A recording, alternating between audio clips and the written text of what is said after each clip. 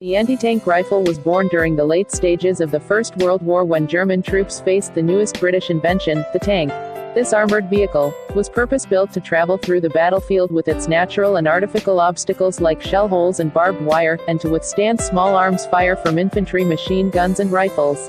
Of course, these tanks were vulnerable to artillery fire, but lack of proper communications and impossibility of getting a field cannon to every HCN resulted in requirements for relatively compact and inexpensive weapons, capable of penetration of tank hulls. Since the Germans were the first to see the business ends of British tanks, they also were the first to develop a practical weapon to fight the tanks, the anti-tank rifle, which is commonly known as Mauser-T-Gewehr.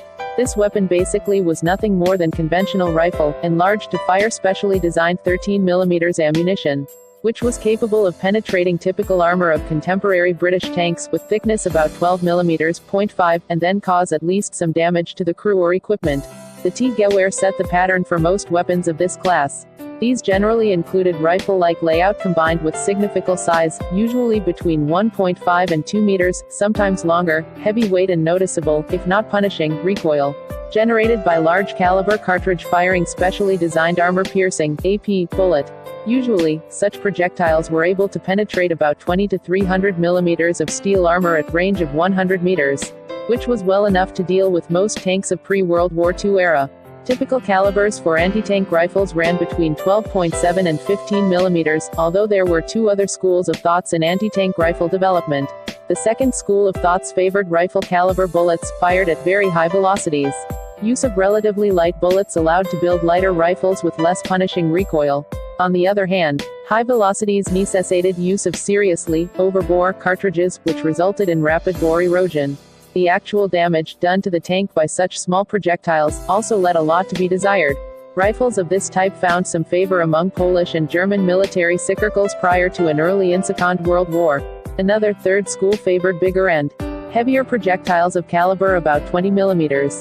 Caliber that big, by rifle stands RDS, allowed for use of various types of munitions, including AP, incendiary, high explosive etc., making such rifles more versatile as infantry support weapons. The cost of this versatility was heavy weight of the rifle, usually between 40 and 60 kilograms, and ammunition, extremely heavy recoil, high costs of the guns and ammunition. And in the end, the penetration of the 20mm anti-tank rifles still was about 30–35 mm at its best.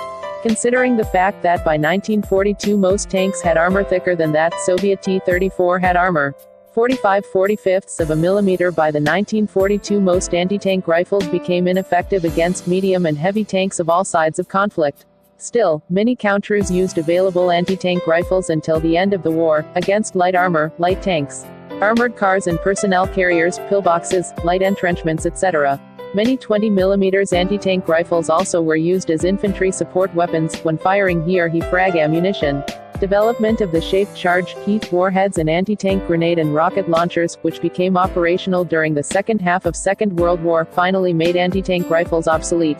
However, several decades later similar weapons began to appear in the military stocks again, this time as anti-materiel and long-range sniper rifles.